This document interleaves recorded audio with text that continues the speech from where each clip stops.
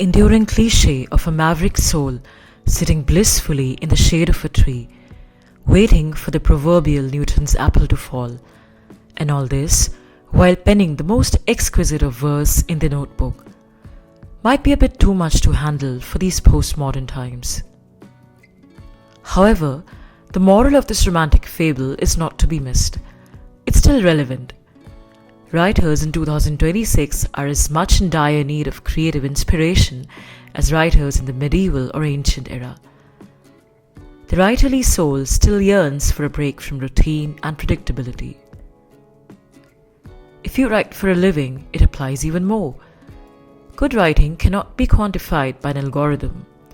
The words surreptitiously imbibe the fabric of the writer's character and slyly reflect their quirks and idiosyncrasies. Thus, it is a fact that must be universally acknowledged that every writer needs a bit of DIY writing inspiration every now and then. Writing inspiration doesn't have to necessarily come from expensive poetry workshops and fancy writers' retreats. A decent notebook and a pen, and maybe your laptop to go with it, and you're good to go. When it comes to beating writer's block or simply breaking the writerly monotony, there is nothing like staring at visually evocative and thought-provoking artworks and doing the guesswork regarding their meaning and interpretations. As a broadcast journalist, I had the privilege of covering many art exhibitions. I thoroughly enjoyed writing about art, interviewing artists, and giving my own spin to the worldview of the artist, as reflected through the artworks. However, a rather unpredictable but pleasant after consequence of visiting so many art exhibitions was that it enriched my poetic self as well. As a poet, randomly checking out art exhibitions became my go-to thing for creative inspiration. Creative writers make generous use of non-linear thinking, which is a fancy term for the kind of thinking that doesn't go from point to point, making logical connections. Rather, thoughts jump back and forth, forging connections between unexpected things and scenarios. Exposure to creative stimuli such as art is a great way to foster non-linear thinking. The romantic cliché of solitary walks in the woods still holds. Long walks amidst nature can boost creativity in rather surreptitious ways.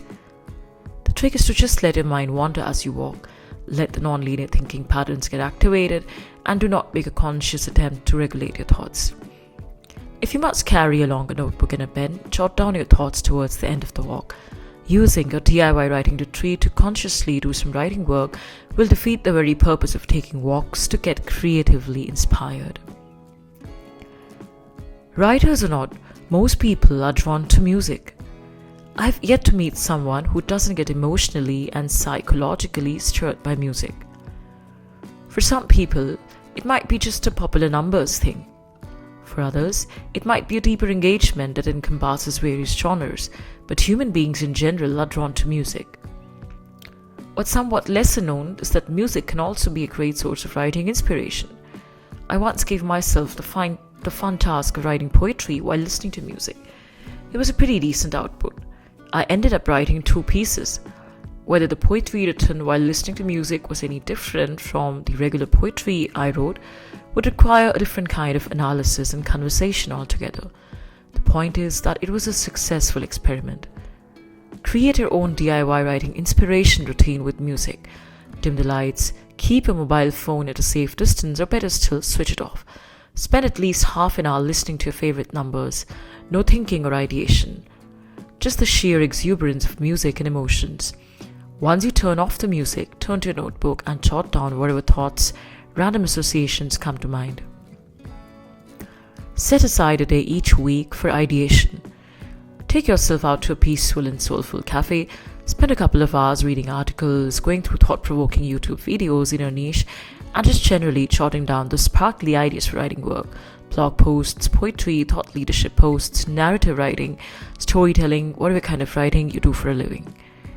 Writing every single day is not humanly possible. The possibility of burnout is uncannily real. On the days you don't feel particularly inspired to do the actual writing work, just spend the day ideating. In-depth ideation sessions at a cafe can also break the rut by inducing a change of scenery. The The icing on the cake is that you can also interact with other freelancers if it's a kind of cafe that's generally popular with the remote working folks.